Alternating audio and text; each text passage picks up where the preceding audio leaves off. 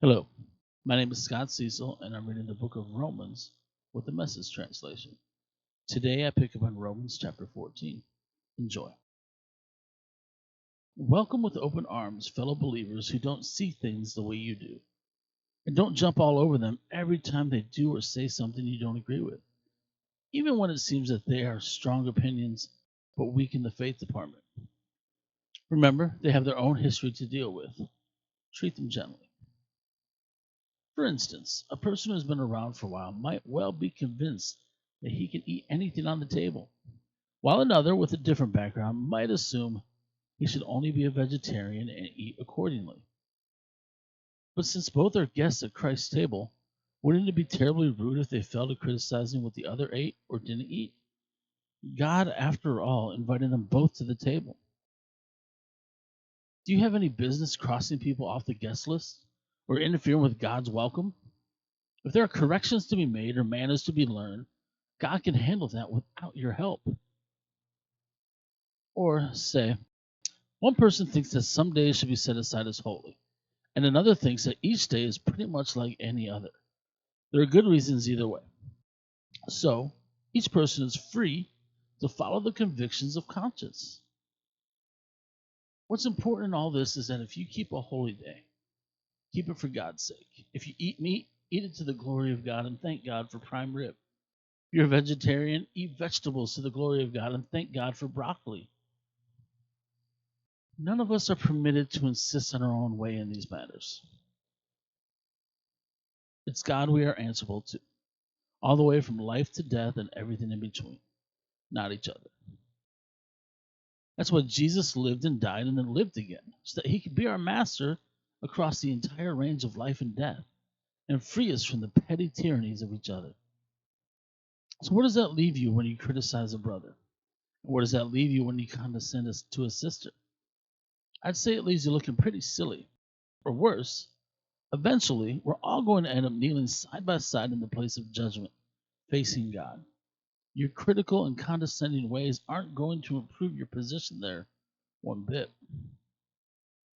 Read it for yourself in Scripture. As I live and breathe, God says, every knee will bow before me. Every tongue will tell the honest truth that I, and only I, am God. So tend to your knitting. You've got your hands full just taking care of your own life before God. Forget about deciding what's right for each other.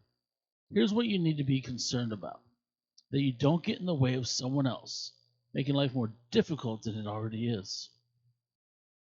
I'm convinced, and Jesus convinced me, that everything as it is in itself is holy.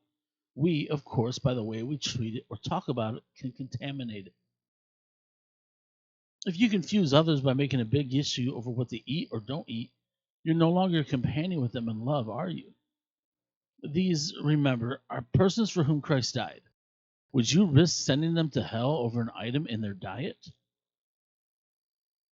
Don't you dare let a piece of God blessed food become an occasion of soul poisoning.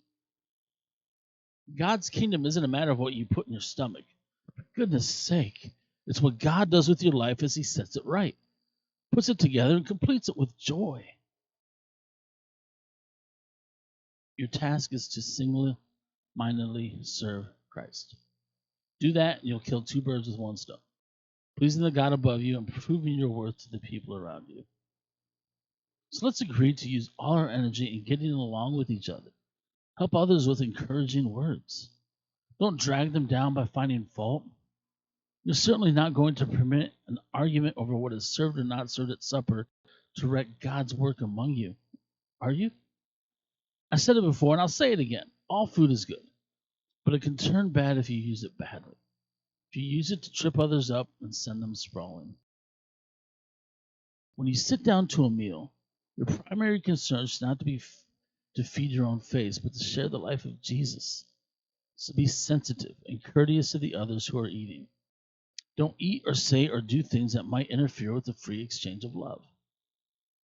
Cultivate your own relationship with God, but don't impose it on others. You're fortunate if your behavior and your belief are coherent.